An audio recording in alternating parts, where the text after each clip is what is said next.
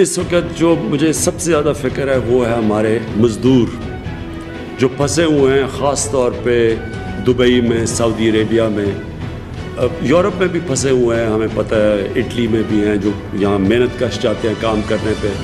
یہ وہ لوگ ہیں جن کی محنت کے اوپر ہمارا ملک چلتا ہے، ان کی ریمیٹنسز کے اوپر ہمارا ملک چلتا ہے. آپ کے لیے میں یہ کہنا چاہتا ہوں کہ ہر میٹنگ میں ہم سوچتے ہیں کہ آپ کو ہم کیسے واپس لے کے آئیں. راستے میں کیا رکاوٹ آئی ہوئی ہے؟ وہ رکاوٹ یہ ہے کہ جو شروع میں ہمارے پاس کیسز آئے وہ سب باہر سے کیسز آئے، بلکہ 80%، 90% باہر سے کیسز آئے. کیونکہ باہر سے کیسز آئے تو یہاں یہ ہو گیا کہ جو بھی باہر سے لوگ آئیں ان کو ہم چیک کر کے، اسکرین کر کے تو آنے دیں. تو اب ظاہر ہے کہ اتنی ہمارے پاس فیسلٹیز ہی نہیں تھی کہ ہم کتنے لوگوں کو اسکرین کر سکتے تھے. تو اس لیے کم کر دیے لوگ، زیادہ تر لوگ باہر پھنس گئے.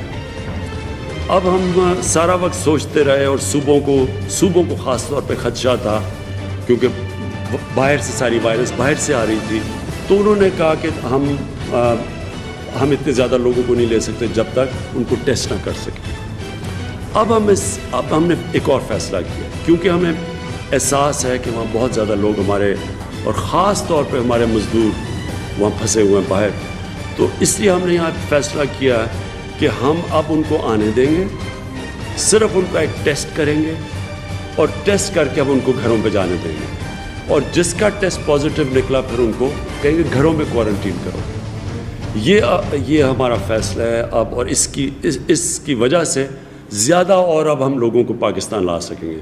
تو یہ خوشخبری یہ ہے کہ آج ہم نے یہ فیصلہ کیا کہ زیادہ جو ہمارے مزدور پھنسے ہوئے ہیں، اور وہ جب ہم سب کو احساس ہے وہ جو وہاں اس وقت دبئی میں اور سعودی عربیہ میں خاص طور پہ پھنسے ہوئے ہیں، باقی مڈل ایسٹ میں، تو مجھے خوشی یہ ہے کہ اب ہم آپ کو زیادہ تعداد میں پاکستان لائیں گے. تو آج ہی ہم نے یہ فیصلہ کیا ہے اور انشاءاللہ آپ دیکھیں گے کہ اگلے دنوں میں آپ کے لیے آسانی